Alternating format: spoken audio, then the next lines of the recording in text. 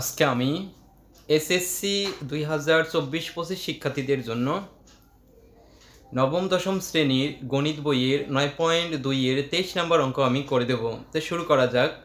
এই 23 নম্বর অঙ্কটা বলা আছে যে সমাধান করো sine theta plus cos theta is equal to 1 যখন 0 degree less than or equal theta less than or equal 90 degree, অর্থাৎ 0-র সমান বা 0-র চেয়ে বড় থিটার মান হবে এবং 90-এর সমান বা 90-এর চেয়ে ছোটো যে মানগুলো সে মানগুলো হবে কার মান? থিটার মান।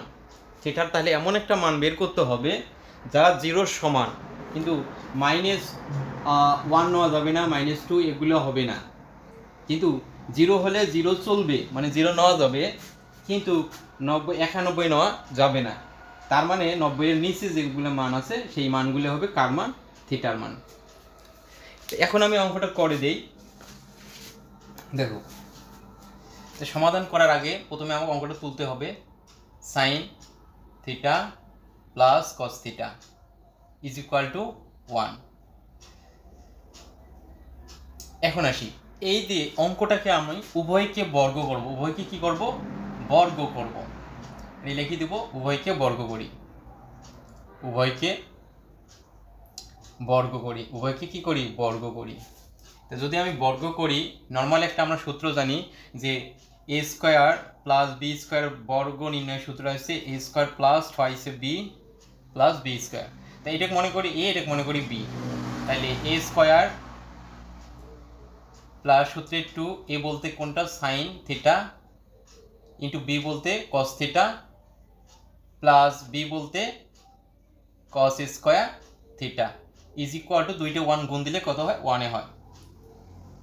এখন বয় আকারে বাদ দিলাম। এখন এই সাইন স্কোয়ার আমি সাজে লিখি, সাইন স্কোয়ার থিটা প্লাস এই যে cos square theta is equal, plus কি আছে 2 sine theta cos theta is equal to 1।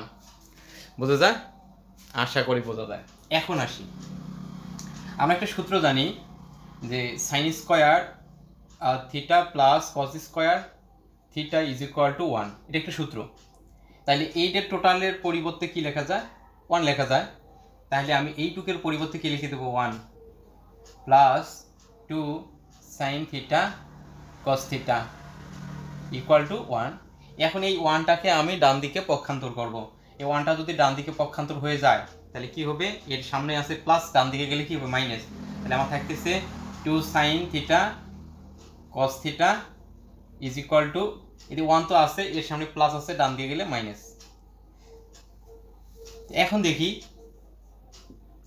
1-এর থেকে 1 বাদ দিলে কত থাকে? কত থাকে? 0। এখন দেখো এই যে 2টারই গুণ আছে, ডান দিকে আমি যদি পক্ষান্তর করি তাহলে গুণ থাকলে ভাগ হয়ে যাবে। তাহলে আমার থাকবে কি?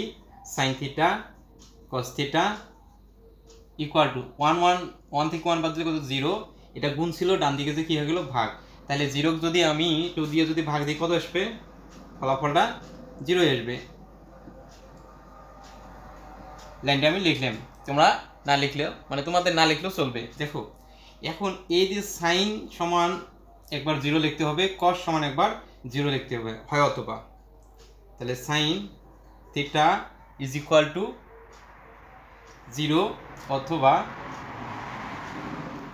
Cos theta is equal to 0 degree. এখন আসি সাইন, তাহলে আমাকে থিটার মান যেহেতু বের করতে হবে, সমাধানের অঙ্কগুলোর মধ্যে থিটা অথবা এবি বা বিসি যেটাই থাকুক সেটা আমাকে বের করতে হবে। তাহলে যেহেতু সাইন এটি আছে 0, তাহলে সাইন কত ডিগ্রির মান 0? সাইন 0 ডিগ্রির মান 0। সাইন 0 ডিগ্রির মান 0। তাহলে সাইন সাইন উভয় পক্ষ থেকে আমি বাদ দিলাম, তাহলে থিটা অতএব থিটা ইজ ইকুয়াল টু কি লেখা যায়? 0 ডিগ্রি। এখন আসি,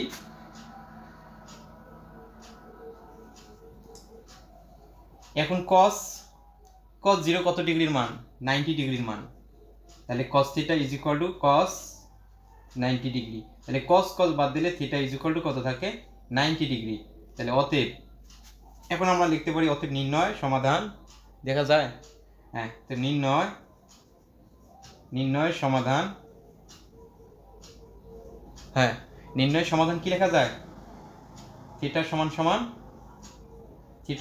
দুইটাই নেওয়া যাবে, কারণ 0 সমান বলছে, আর 90 এর সমানও 90 এর চেয়ে ছোট, তাহলে 0 ডিগ্রি, 90 ডিগ্রি। হ্যাঁ, এই দুইটাই উত্তর।